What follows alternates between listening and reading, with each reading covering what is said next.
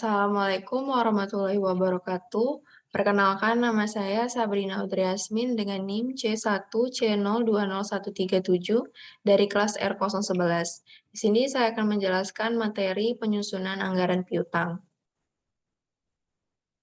Untuk pendahuluan, dalam setiap laporan keuangan seringkali dijumpai piutang dalam neraca suatu entitas, baik berupa piutang dagang maupun piutang wesel. Hal ini menunjukkan betapa pentingnya akun piutang bagi suatu entitas. Piutang penting bagi para manajer dan investor karena beberapa sebab. Sebab yang pertama yaitu karena piutang merupakan aset dalam laporan keuangan yang harus mencerminkan nilainya.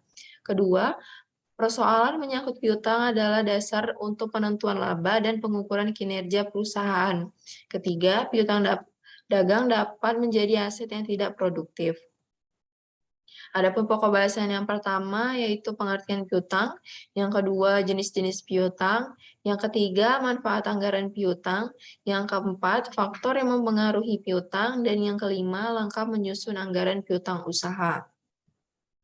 Untuk pokok bahasan yang pertama yaitu pengertian piutang. Piutang atau receivable adalah hak menagih sejumlah harta dari kreditor atau pemberi pinjaman kepada debitur atau penerima penjualan yang bersedia melunasinya pada waktu mendatang.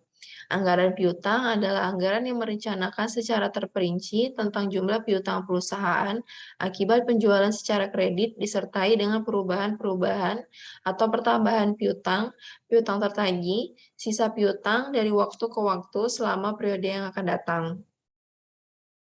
Untuk pokok bahasan yang kedua yaitu jenis-jenis piutang. Untuk jenis yang pertama yaitu piutang surat berharga.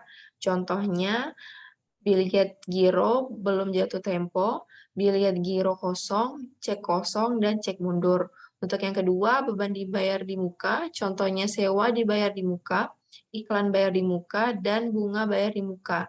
Untuk yang ketiga, setoran jaminan, contohnya untuk keperluan garansi atau jaminan bank dan untuk keperluan menjalin hubungan bisnis lainnya.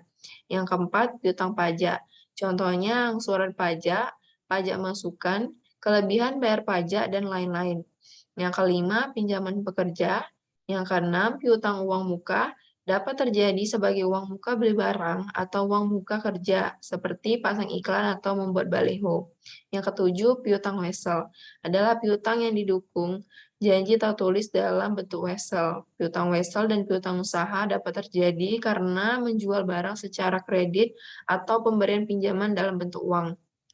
Yang kedelapan, piutang usaha adalah piutang yang timbul sebagai akibat menjual barang atau jasa secara kredit dari usaha pokok perusahaan. Piutang usaha meliputi piutang dagang, sedangkan piutang dagang hanya terdapat pada perusahaan dagang yang menjual barangnya secara kredit. Untuk pokok bahasan yang ketiga yaitu manfaat anggaran piutang. Dapat memperlancar dan memperbesar omset barang yang dijual, mampu bersaing, memperluas pelanggan, dan meningkatkan kemampuan laba perusahaan. Apabila piutang yang diberikan tersebut lancar pembayarannya dan dapat memperbesar tingkat barang yang dijual, maka piutang yang diberikan dapat meningkatkan kemampuan laba atau profitabilitas perusahaan. Pokok bahasan yang keempat yaitu faktor yang mempengaruhi anggaran piutang. Yang A, volume barang yang dijual secara kredit. Volume barang yang dijual secara kredit lebih besar daripada tunai dapat semakin memperbesar anggaran dalam piutang usaha dan sebaliknya. B, standar kredit. Semakin longgar standar kredit yang diberikan, maka semakin besar piutang yang tertanam dan semakin besar resiko kerugian piutang. Sebaliknya, semakin ketat standar kredit yang diberikan, maka semakin kecil piutang yang dianggarkan dan semakin kecil resiko kerugian piutang. Untuk yang C, jangka waktu kredit. Semakin panjang jangka waktu kredit, maka semakin besar piutang usaha yang tertanam dan sebaliknya. Jangka waktu kredit yang panjang dapat meningkatkan volume barang atau jasa yang dijual. Di samping juga mengakibatkan volume barang atau jasa yang dijual, di samping juga mengakibatkan piutang usaha semakin besar. Untuk yang D, pemberian potongan. Pemberian potongan harga juga dapat mempengaruhi besarnya investasi dalam piutang. Pemberian potongan yang besar akan memperkecil piutang usaha yang tertanam. Pembatasan kredit. Semakin tinggi batasan kredit, maka semakin besar piutang usaha yang tertanam dan semakin rendah batasan kredit, maka semakin kecil piutang yang tertanam. Kebijakan penagihan piutang. Kebijakan penagihan piutang secara aktif dapat memperkecil piutang usaha tertanam dan sebaliknya. Kebijakan penagihan piutang secara aktif memerlukan biaya yang besar dibandingkan kebijakan penagihan secara pasif. Untuk pokok bahasan yang kelima yaitu langkah menyusun anggaran piutang. Yang pertama, mengumpulkan data realisasi dan anggaran jualan.